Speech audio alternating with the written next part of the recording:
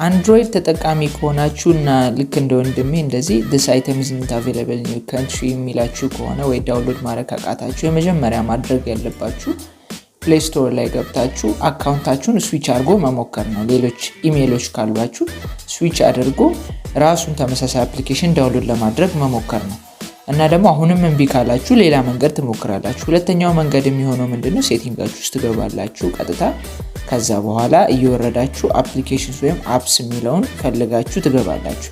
እሱስ ከገባችሁ በኋላ ያው Google Play Services የሚለውን ሰርችም ብታረጉት ይሆናል።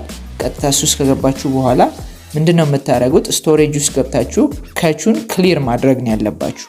ስቶሬጅ ውስጥ ሜሞሪ ሳይሆን ስቶሬጅ ውስጥ ትገባላችሁ፣ ካቹን ክሊር ታረጉታላችሁ። ሁለተኛው መንገድ ይሄ ነው።